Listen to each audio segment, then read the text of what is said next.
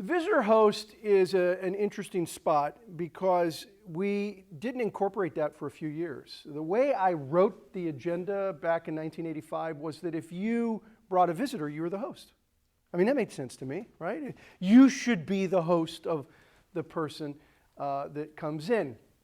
What I didn't think about was that sometimes people would show up without anybody there that invited them, that they might have been invited by another a person from another chapter. As we grew, of course, that became more and more relevant. Now, with the internet, wow, they could be coming from anywhere. With my books, they could be coming off the books. So there's so many different ways that someone can come today. But it took us a few. That was one of the stairs that I was talking about yesterday. You know, another flat spot on the front of my head where we were just seeing that it wasn't really working very well having you be responsible for the visitor that comes in. You know, when there's no one person responsible, then no one's responsible, and that's kind of the way it worked out.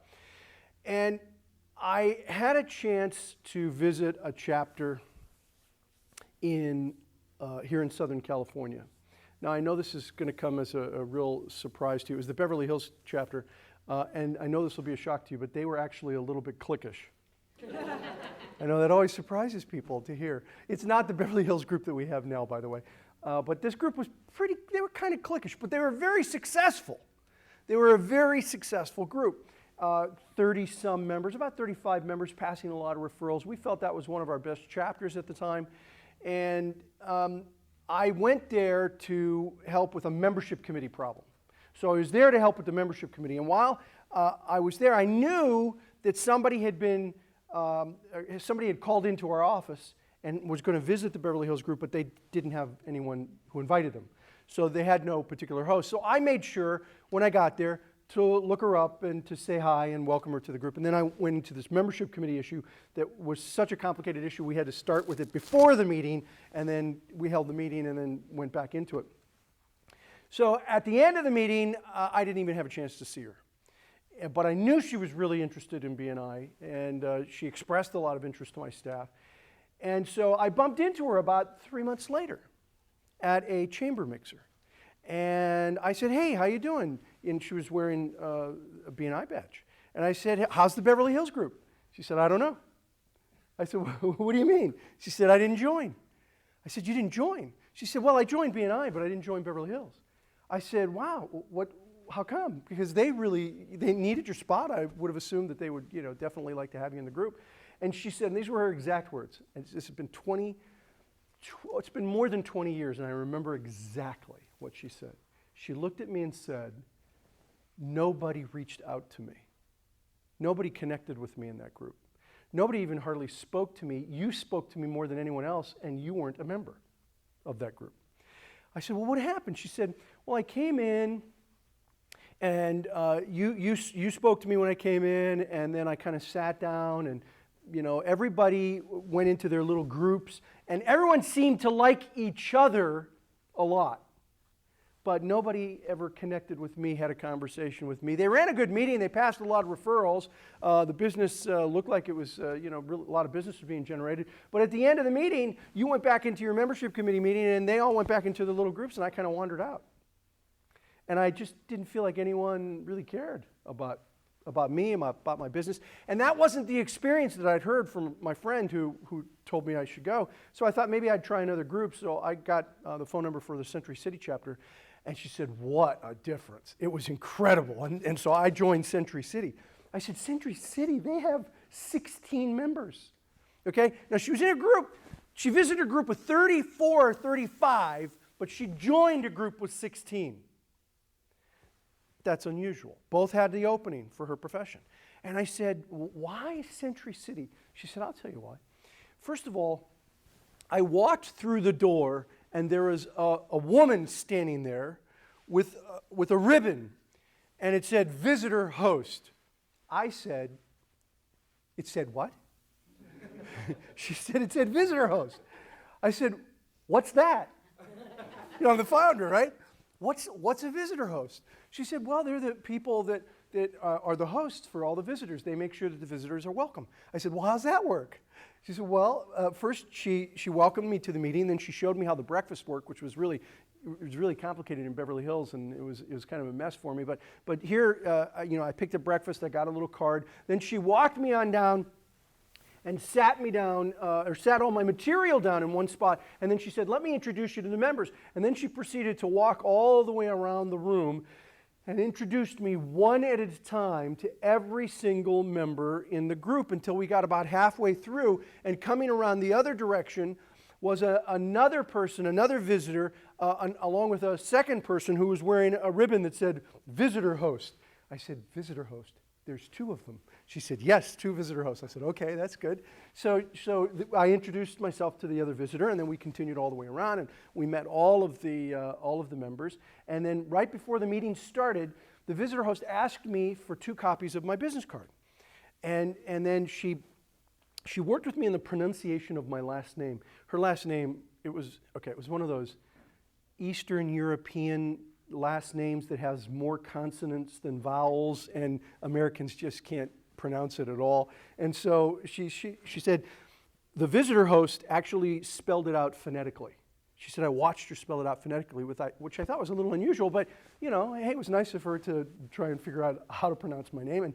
And so I sat down, they got the meeting started. They were so friendly, they were so welcoming, and they were passing business, not as much as the bigger group because it was a smaller group, but they were passing business. And they did all the introductions, and then they got to the visitors, and the president looked to me and introduced me, and I saw that he had the little note that she had written with my name in there phonetically, and he nailed my last name. Nobody ever nails my last name unless they're coached. And so she had obviously coached him on how to pronounce my name. And she said, "I was just so impressed with this group. They really reached out to me. They really connected with me." And so I was just so pleased with the group. And at the end of the meeting, they said, "We're going to do a little visitor orientation." I said, "Visitor orientation? Okay, who does that?" So the visitor host. "Oh, okay, good. So how's that work?" So she said, "Well, they took us to a corner and they explained how the meeting works, and they showed us the new member card files and the referral slips." I'd seen all these papers going around. I didn't know what they were. And so they showed me a referral slip. Then she handed me a copy of the application and said, "Press firmly, there's a copy." And I did. Now, let's stop for a moment there and talk about that for a second. She said, "Press firmly, there's a copy," and I did.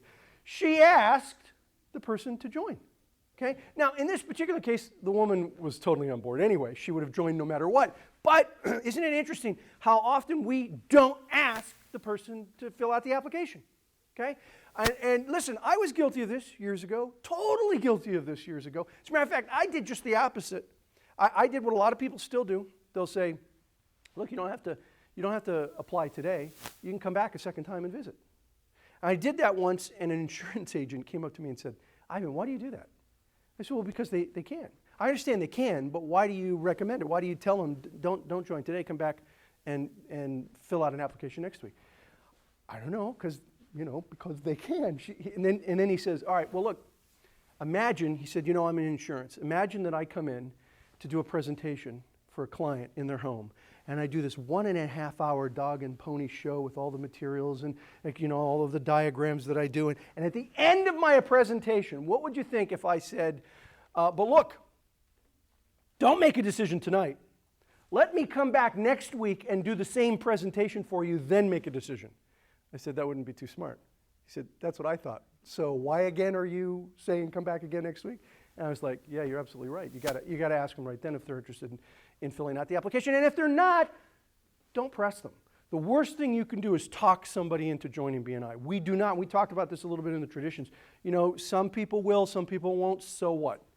You don't want everybody. You want people who are committed to the program. If they're not committed to the program, it'll never, ever work. I want to come back to that. If I forget to come back to that, remind me, and I'd like to talk about organizations that just sort of made their employees go. So anyway, she said, "Press firmly, there's a copy," and I did. She joined. And then she looked at me and she said, "I have a prediction to make." I said, "What's that?"